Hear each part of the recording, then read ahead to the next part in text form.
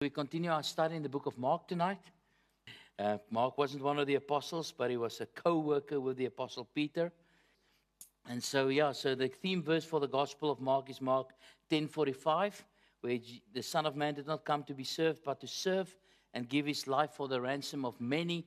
And tonight we come to Mark chapter 4.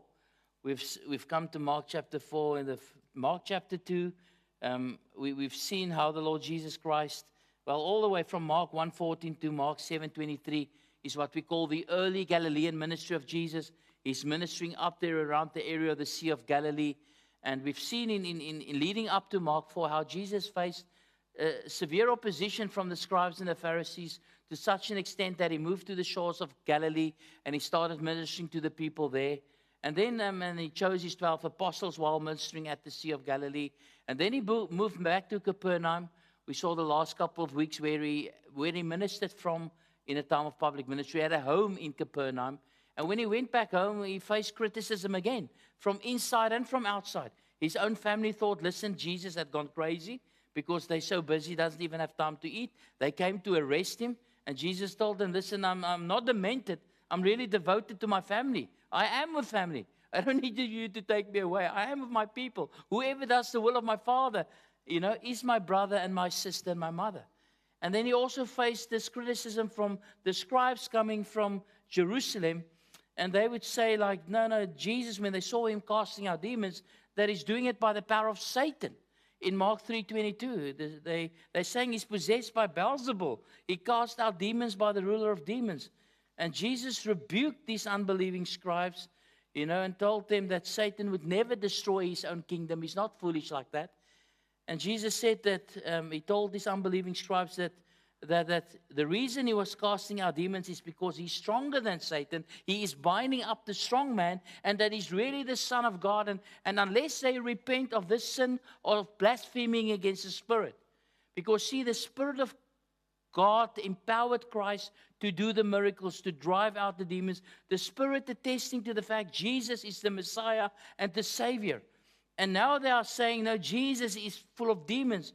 And Jesus, unless you repent of this sin, blaspheming against the Spirit, saying that I'm casting out demons by the power of Satan, you will go to hell. It's the unforgivable sin. Because when you discard Jesus, when you say, listen, yes, I see Jesus do all these miracles, and you say, no, but he cannot be from God, he must be from the devil, you are casting away the only one who can save you. That's blasphemy against the Spirit. When you look at Christ, the miracles he does, the Spirit attesting this is the Savior of the world, who but God's servant and the anointed of God can raise the dead, heal the sick, and cast out demons. And you say, no, he's not one, he's just another demon-possessed man. It's like you've cast away the only one who can save you. It's the sin of blaspheming against the Spirit, and there's no forgiveness for that. And so now tonight, as we continue in the Gospel of Mark, we find Jesus moving back to the shores of Lake of Galilee, and this time doing something different that we haven't seen him do before. He now starts teaching them in parables. And so tonight we will start looking at the first parable. So turn your Bibles to Mark 4. The first parable that Jesus told, the parable of the sower, or maybe better, the parable of the seeds, or the parable of the soils. And may this text even tonight just help you to have a soft, believing heart and take obedience to Christ seriously. Mark chapter 4, our text. We're not going to look at the whole parable and the whole explanation tonight. It's quite lengthy, you know that. But Mark 4, verse 1 to 20, let's read. And he, Jesus, began to teach again by the sea, and such a very large crowd gathered to him that he got into the boat in the sea and sat down, and the whole crowd was by the sea on the land. And he was teaching them many things in parables, and was saying to them in his teaching, listen to this. Behold, the sower went out to sow. As he was sowing, some seed fell beside the road, and the birds came and ate it up. And other seed fell on the rocky ground, where it did not have much soil. And immediately it sprang up because it had no depth of soil. And after the sun had risen, it was scorched. And because it had no root, it withered away. Other seed fell among the thorns, and the thorns came up and choked it, and it yielded no crop. Other seeds fell in the good soil, And as they grew up, they increased and yielded a crop and produced 30 and 60 and 100-fold. And he was saying, he who has ears, let him hear. Now some time went by, because as soon as he was alone, so the crowds have left by this time. That's the story Jesus told, and now they all left. His followers, along with the 12, his disciples, that is, along with the 12, began asking him about the parables, and he was saying to them, to you has been given the mystery of the kingdom of God, but to those who are outside, get nothing, get everything in parables, so that while seeing they may not see, while seeing they may see and not perceive, and while hearing they may hear and not understand, otherwise they might return and be forgiven. And he said to them, do you not understand this parable? How will you understand all the parables? The sower sows the word. These are the ones who are beside the road, which was the sower sows the word. These are the ones who are beside the road where the word is sown. And when they hear, immediately Satan comes and takes away the word which was sown in them. In a similar way, these are the ones on whom the seed was sown on the rocky places, who, when they hear the word, immediately they receive it with joy, and they receive, and they have no firm root in themselves, but they are only temporary. Then, when affliction or persecution arises because of the word, immediately they fall away. And others are the ones on whom the seed was sown among the thorns, and these are the ones who have heard the word, but the worries of the world, and the deceitfulness of riches, and the desires for other things enter in and choke the word, and it becomes unfruitful. And those are the ones on whom the seed was sown on the good soil, and they hear the word and accept it and bear fruit, 30 and 60 and 100-fold. Thus far the reading of God's word tonight. This first parable, and we will consider this parable in three portions under three headings. Firstly, the actual parable of the seeds, verse 1 to 9. Then the purpose of the parables, verse 10 to 12. And then the pontification of the parable of the seeds. You like that word, huh? I had to keep it all peace, and that means explanation. So I'm going to pontificate tonight. Either good or bad, but, that's just what the word means. And so tonight, only the first two parts, the first two headings in this parable. And may the Lord really, as we even start looking at the parable of the sower or the seeds, just help you even have a soft, believing heart and understand why it's so important to take obedience to God's word seriously in this night. So first heading then is tonight the parable of the sower, the actual parable, verse 1 to 9. The text tells us in verse 1 that, obviously we saw Jesus in chapter 3 in Capernaum. Now we read in chapter 4, verse 1, and he began to teach again by the sea. So it's not far from the sea, Lake of Galilee, Capernaum. So there Jesus is on the shores again. And it says he began to teach didasko, which means to instruct, to impart knowledge, to disseminate information. Very important. It's so easy now to gloss over this. Jesus began to teach. But brother and sister, if you look at the Bible, teaching is one of the most significant concepts in the New Testament. The word teaching in all its different forms is mentioned 220 times in the New Testament. Teaching is a significant thing in the Bible, to receive instruction. That's what it means to receive instruction, to have knowledge imparted. When you were at school, your math teacher imparted to you the knowledge how to do math. And your dad taught you how to change a tire. And some of you dads tried to do that. Your mom taught you how to properly wash the dishes. Your grandmother taught you how to make milk tarts properly. And so these were instructions given to you. But when it comes to Jesus teaching people by the sea, this is spiritual instruction. This is instruction in the things of God. And this is so very needed. Because we read of the people of Israel. In Hosea chapter 4 verse 6 it says, my people are destroyed. Why? For their lack of knowledge. They don't know me. They haven't been taught. They haven't been taught properly the things of God. They don't know who God is and what they ought to do. And now they are destroyed as a people. And so it is so true then in the Christian life that you find yourself in a church or that you are a Christian given to be taught the things of God, because you may end up the same way as Israel, being destroyed for their lack of knowledge. I mean, even this past week, me and Delilah, we did counseling with a couple. The marriage is married some years, but the marriage is in trouble. And the reason was before they got married, they were not given proper premarital counseling. And now they've been winging it for years doing marriage. But they're not doing it God's way. They haven't been taught how to do it God's way. And now it's like that's the reason the marriage is struggling. And for many Christians, things in their lives are not right. And the problem goes back to teaching. They haven't been taught properly. And so one of the most gracious and loving things Jesus is doing here for the people of Israel is He's teaching them. And therefore we have throughout I remember when I came to this church. As a young man, I had the zeal for the Lord. But I was so confused. And praise God for Brother Dave, Pastor Dave Webster. He always said, don't call me pastor. Call me brother. I even think you said Brother Davie. You even went, Brother Davie, Broer Davie, for the Afrikaners. But I'm just so thankful because, I came here. I remember being, just before I came here, a zeal for the Lord, but from a church that didn't really teach the word.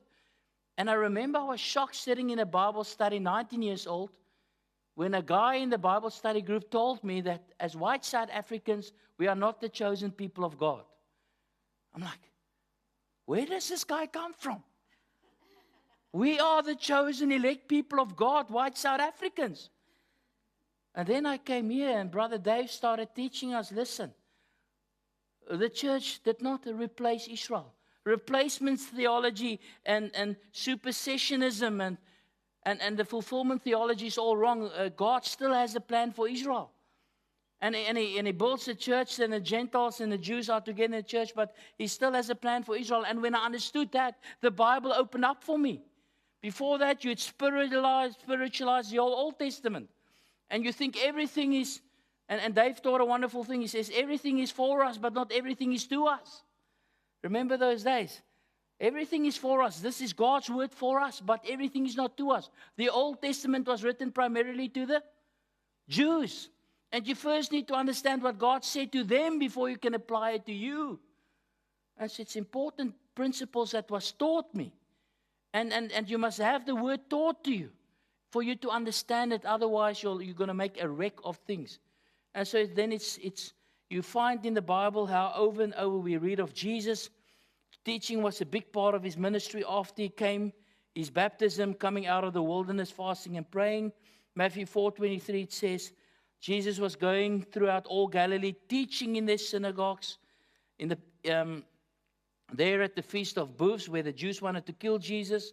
Somewhere towards the end of His ministry, it says in John 7:14, but when it was now in the midst of the feast, Jesus went up into the temple and began to teach. Even though they wanted to kill Him, He's teaching. People needed to know God's word. And right in the Passion Week, the week of His crucifixion, we find Jesus in the temple and He's teaching. The Bible says, Matthew 1:21-23, when He entered the temple, the chief priests and elders and the people came to Him while He was teaching, and they confronted Him. And so Jesus taught, and then He told His disciples, when I leave, I want you to go make disciples, to baptize them, and then what must you do to them? You must teach them. Matthew 28, verse 19-20, you must teach them to observe all that I commanded you. And so it's a very important. Christ was teaching. He told His disciples, listen, I want you when I leave to go teach people. Instruct them in the ways of God. Disseminate biblical truth to them. And the apostles did just that. In Acts 2:42, we see how the early disciples were continually devoting themselves to the apostles' teaching. They were teaching and the people came hungry to hear God's word. We find Paul saying goodbye to the Ephesian elders. In Acts 20, verse 20, he said, I did not shrink back from declaring to you anything that was profitable and teaching you publicly and from house to house. Paul says, I preached on church on a Sunday. I went from your houses when I was teaching the word of God wherever I went. I was teaching God's word. He also says that in Acts 20, verse 27, he did not shrink back from declaring to you the whole purpose of God. Everything. He taught everything there was. And so, brother and sister, we need to understand that when Jesus, we see Him teaching here, it's not just a small thing that He's doing as He's on the shores of Lake Galilee. It's a vital part of the Christian life is the teaching of the Lord. to be taught and to be teaching. I mean, one of the key qualities of an elder is 1 Timothy 3 verse 2. The differences between an elder and a deacon is an elder, 1 Timothy 3:2, must be able to teach. If a man doesn't know the word of God, if he cannot explain God's word to other people, he's got no right to be an elder. He shouldn't be an elder. I mean, we grew up when guys were made elders because they were lawyers and doctors. Not because they knew the Bible and could explain the Bible. An elder, the Bible says, must be someone who teaches the word. And some of you may sit and say, oh, thank goodness that I'm not an elder. Maybe some of you ladies sit and say, ooh, yeah, I'm glad I don't have to teach. Well, the Bible says even ladies have to teach other ladies. In Titus 2, verses 3-5, the Bible instructs older women not to hold on to the truth they received, but to share that and to teach that. It says older women must teach what is good and encourage the younger women to love their husbands, love their children, to be sensible and pure.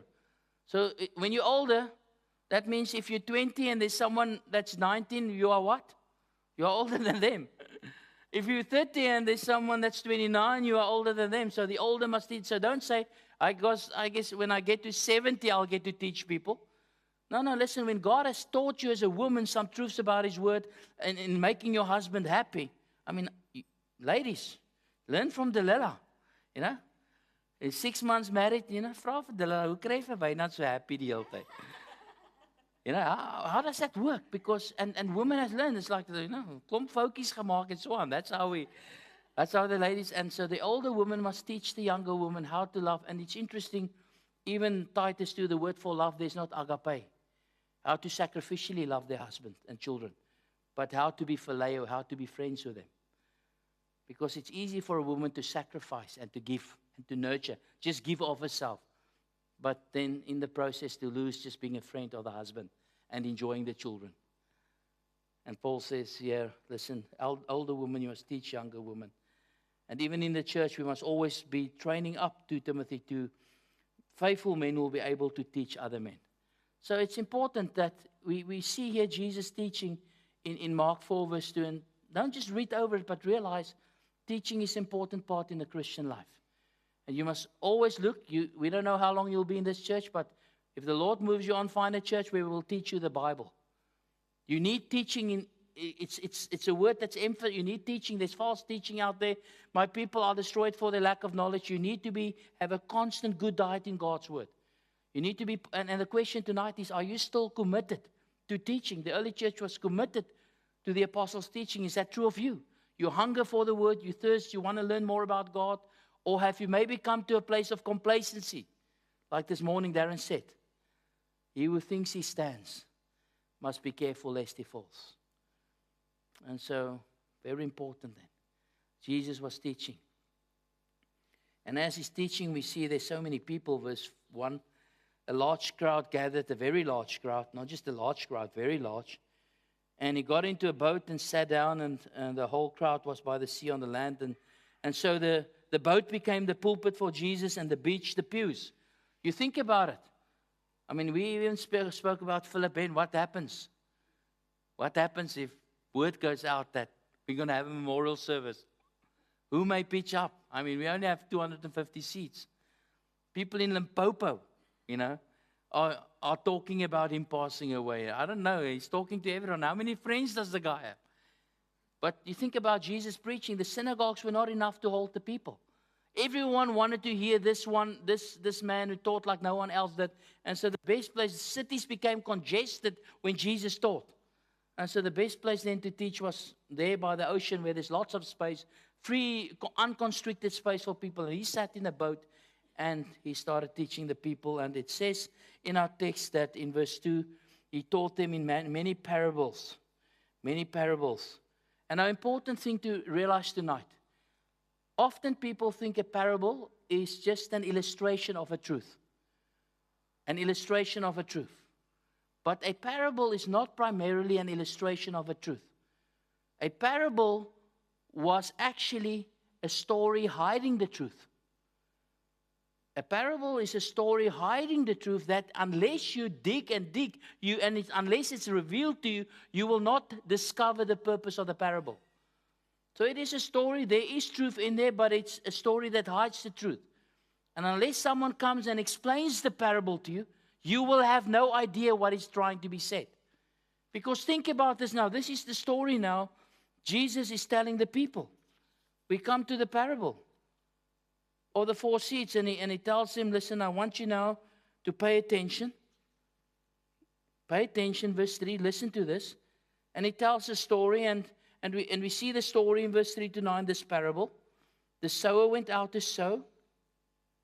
You know, some seed on the road, birds came and ate it. Other seed, rocky soil, sprang up, no depth of soil. The sun scorches it. Other seed falls between the thorns. It gets choked, no crop. Other seed, then verse 8, the good soil. There's a different, percentage of growth. Crop, 30, 60, and 100-fold. And Jesus says, he who has ears, let him hear. And then the text next says, and Jesus, when he was alone. Well, what kind of a story is that? What is Jesus trying to tell? I like what Dave Guzik says, because now remember now, so that's all Jesus told. Here's a story, a guy walks around, and you can think the Jews of those days were an agrarian community, agricultural community. So maybe even as they would walk from Capernaum to the Lake of Galilee, they would walk through the farmlands and actually see sowers carrying a bag of seed, and the guy sowing, and some of the seed doesn't fall in the land, it's right here on the pathway. Other seed, there's some rocks there, falls on the rocks, because it's not a perfect art to sow like this. The seed goes a little bit here, a little bit there. Then there's a thorny patch over there. Some falls between the thorns. And, here's a piece, here's the good soil. Some fall. And so the people in their mind could see the parable. Wow, I could just see them work out before me. But what does it mean? Jesus just told the story of a guy going and sowing seed. Now, like what Dave Guzik says, he says the farmer could have thought, after the story, he's telling me that I have to be more careful in the way I cast my seed. I guess I've been wasting an awful lot. The politician could have thought, he's telling me I need to begin a farm education program to help farmers more efficiently cast their seed. This will be a big boost in my re-election campaign. The newspaper reporter thought, he's telling me there is a big story here about a bird problem and how it affects the farming community. That's a great idea for a series in a paper. The salesman thought, he's encouraging me in fertilizer sales. Why? I could help that farmer more than he knows if he only knew about my product. You think about, that story means 1,000 things to 1,000 people. And so it's important to know that the purpose of parables is not just to illustrate the truth. It was really to hide truth. And that it's only by digging and asking questions that you would come to understand what the story is all about. And if there's no heart in you and no desire in you to understand this truth Christ relate, you would never understand what God has for you. So that's firstly then the actual parable that Jesus told. Now we come to the second part, the purpose of the parable. And we're going to only these verse 10 to 12. So don't worry, we're not going to, obviously not look at the whole parable tonight. Not actually discuss the parable, but the purpose of the parable. So why Jesus, so we read in verse 10, as soon as Jesus was alone, so the people left, his followers along with the 12 began asking questions about the parables. So it's important to note from this text, around Jesus there was always 3 groups of people. We see in this text there was the 12. Then it speaks of his followers. So Jesus had the 12 apostles. And then there was a wider group of disciples. We don't know how many, but wherever Jesus went, it may have been hundreds of people that walked after Jesus, listened to his teachings. They followed Jesus. And then there were the crowds. The crowds. And, so when the crowds now left, after Jesus was teaching all these stories, he thought about it. Like, wow, man, that was a nice story, huh? Story about a guy sowing seed. I was thinking about it, huh? Exactly, the newspaper guy. Yeah, that's a story. The birds eating the seed. I'm going to write something about that. People talking, but they're not really understanding. But the disciples and the apostles now, they asked Jesus. And when it says in verse 10, they asked Jesus, it's an imperfect tense. In Greek means it's a continuous, ongoing, habitual action in the past. So they're around Jesus. They're all alone now. Say, Jesus, come on. What was going on there? This thing about a guy sowing seed, and some seed here, some seed. What were you trying to tell us? So they didn't get it. And Jesus now gives them two reasons for speaking and teaching in parables. And the first reason is in verse 11. The first reason is this, why he spoke in parables and to the crowd now, is that the secret of God's kingdom belongs only to God's people. The secret of God's kingdom belongs only to God's people. Why hide truth in these stories? Why not reveal truth, but hide it in stories, in these parables? Because the secret of God's kingdom belongs only to God's people. We live in a time when people are so entitled. You know, they deserve the money a CEO gets. They deserve the farmland of a farmer. They deserve a great education and a great job. They deserve a family in the house. They deserve to know all there is about God. But that's not how the kingdom of God works. The secrets of the kingdom only belong to God's people. Verse 11. It says, and Jesus was saying to them, why do you speak in parables? The question. To you who are believers, you are my followers. To you has been given the mystery of the kingdom of God. But to those who are outside, those who are not believers, they're outside the kingdom of God, they get everything in parables. They get everything in parables. So the mystery of the kingdom means, you know, this divinely disclosed secret. This secret, people don't normally know about this unless God reveals it. You know, this mysterious way in which God works, in which He governs the world, in which He rules the kingdom of God. He says, you will not know this. It's not been given for those who are outside. It's given for those who are children of God. It's given to the disciples of God. So why did Jesus speak in parables? Why hide spiritual truth in the plain sight beneath the stories He told? Because not everyone is entitled to know how God operates. It's only for the children of God. That's what He says. It's for you. It's not for those who are outside. It's for you. And we understand that. I mean, you will not give the keys of this church to anyone. We only give the keys of this church to people we know that's part of this flock, to come in here and be part of and use the facilities. If someone just comes and says, listen, give me the keys, I want to have access. And it's like, no, sorry, it's not for you. And so also the kingdom of God, to know how it works, belongs to those who are in the kingdom.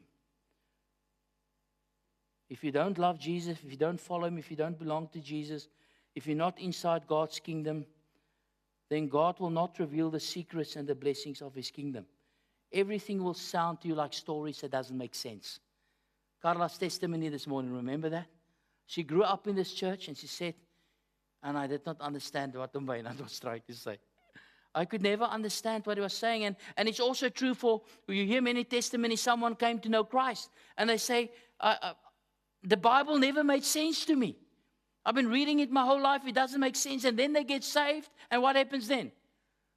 The Bible becomes the greatest book ever. And suddenly they understand, because see, brother and sister, the secrets and the mysteries of the working of God belongs to those in the kingdom. It's not for all people. And so you need to understand that when people don't understand the Bible, and maybe you sit here tonight and you don't understand truth, you don't understand how God works. Why is God doing this? I think of our brother Philip. He was going through a lot, but he understood. He often said, hy moet meer word en ek moet minder word. He understood Christ is busy humbling him, cutting away Philip and building in. He understood that. But the unbeliever does not understand the purpose of trials. He's blind to it. And so in this night, if you don't understand what's happening in your life, you don't understand what God's doing, it may be that you're not saved, that you're still blinded by Satan, still lost in your sin, and you need to come to Jesus and say, Lord, please, I realize the reason I don't understand the Bible, I understand God, I don't even think about God, it's all just one big secret to me, is that maybe I don't know you. And I pray that you open my eyes and change my heart and take my sin away, that I may know you. And because as you do that, as you come to know God through His Son, the Lord Jesus, as your sins are forgiven because of what He did on the cross, then the Holy Spirit will come and explain truth to you. So very important. Why does Jesus teach in parables? Because the mysteries of the kingdom, the secrets of how God works, only belong to the people of God, not to all people. There's a couple more verses you say, but then, Raina, that's too random. How about Psalm 25, verse 14?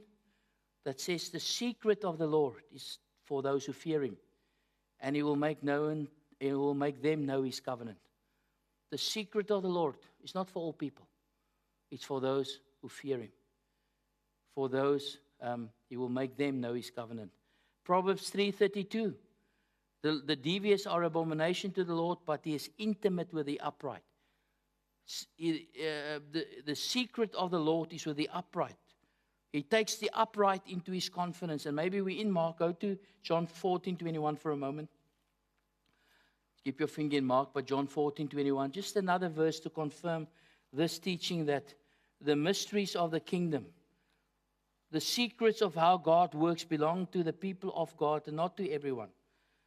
And that's why Jesus spoke in parables, because it didn't belong to just the unbelieving crowds. So John 14, verse 21, the upper room discourse. And Jesus said there, he who has my commandments and keep them is the one who loves me. And the one who loves me will be loved by my Father, and I will love him and disclose myself to him. Who is the one who will come to know more of God, more of Jesus? Who is the one to whom Jesus will reveal himself to the whole world? Anyone out there? No. It's to the one who has his word and who keeps his word, to the one that's a true believer in him, a true follower of him. And that is what Christ says here to the disciples as they're alone. That's why I'm not disclosing my truth to. That's why I'm teaching in parables. But there's a second reason why Jesus is teaching in parables. Hiding truth in plain sight in these stories from the unbelieving Jewish crowds. The first reason, the secrets of God's kingdom belongs to God's people, only to them. But the second reason is that unbelievers are under God's judgment. Unbelievers are under God's judgment. He says there in the text that Jesus tells the disciples and apostles, he spoke in parables in verse 12 to those who are outside the kingdom of God, so that, this is the reason I'm speaking in parables and hiding truth, so that while seeing they may see and not perceive, and while hearing they may hear and not understand, otherwise they may return and be forgiven. It's a quote from Isaiah 6, verse 9 to 10. And what we read and what we understand here is that Israel and these unbelieving Jews have been judicially blinded by God as penalty for their sin. Judicially blinded because they hardened their heart against the truth of who Jesus is. The Lord blinded their hearts so that they no longer could repent and be saved. Remember, chapter 4 is found in the context of chapter 3. And what it describes in chapter 3 say of Jesus. Who is Jesus? Where does he get his power from? From the devil. He's from Beelzebul. And so they were hardened in their unbelief, and probably not only they, but also many big parts of the crowds who came. They had hard, unbelieving hearts. And so now, as a judgment of the hardness of their sins, God is, and Christ is judicially blinding them. Hendrickson says this, it is God's sovereign will to remove what man is unwilling to improve, to darken the heart that refuses to hearken. He hardens those that have hardened themselves. We see in the book of Exodus, it starts off by saying, Pharaoh hardened his heart. The first and second, third plague. Then you come to the last plagues, and what do you see now? What do you read? God hardened his heart. Because friend, you start hardening your heart, you start continuing in unbelief, and then it comes to a place where God now hardens your heart. Judicially hardening, and you can't repent now. And you realize why rebirth is such a blessing from God, because in a sense, we were all there. In that place where seeing you don't see, and hearing you don't hear.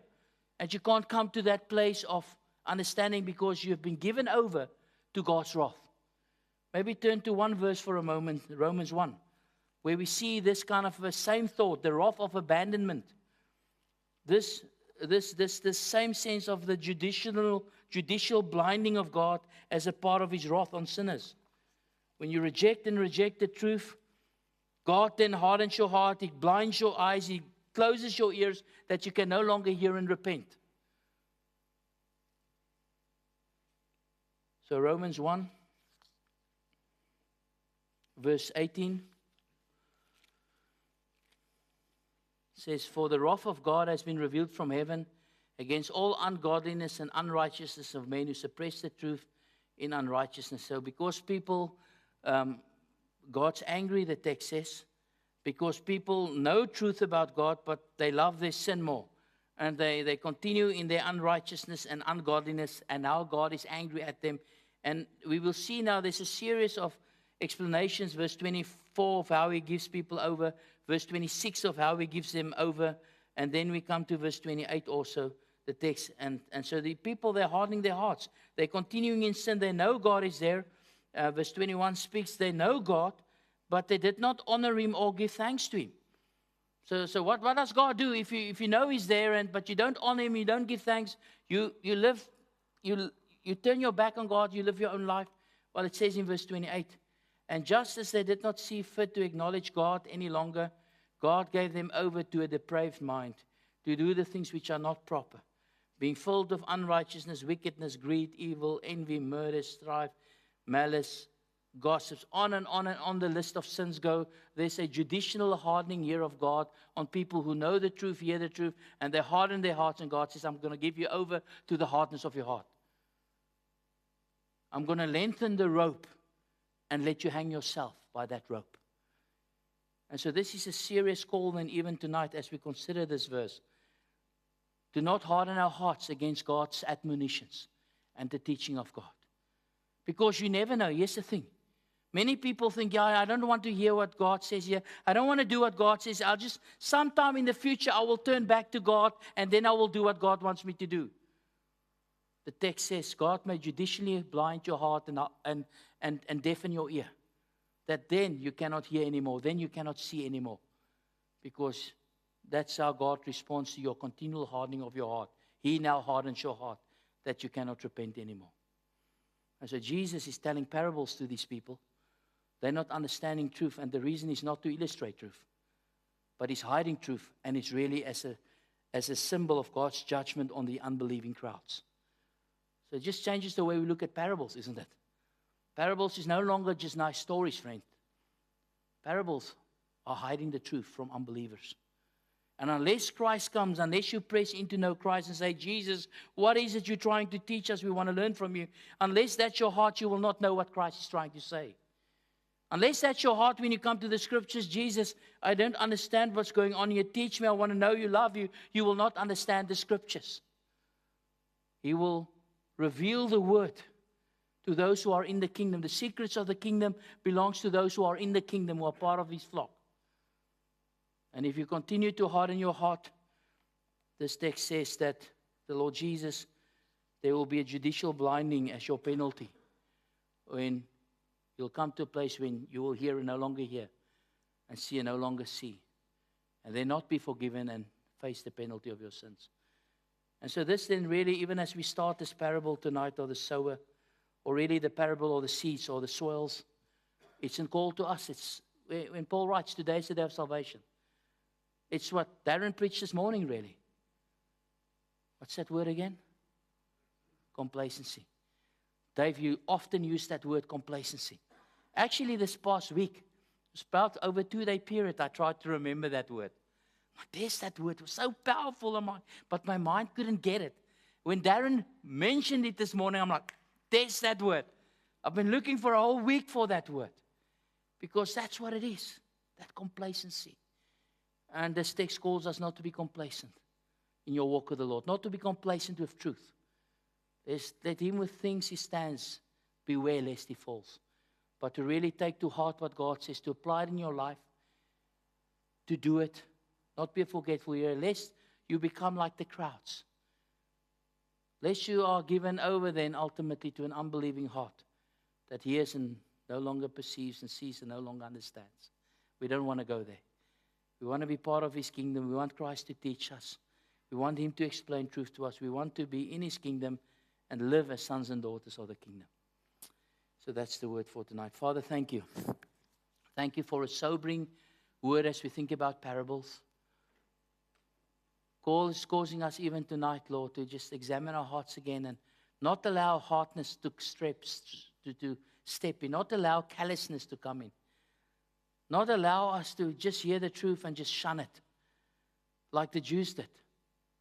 They heard you preach over and over and they just like, no, we don't care to do. We just, even as some of the commentators say, the very sun that melts the wax is the sun that hardens the clay.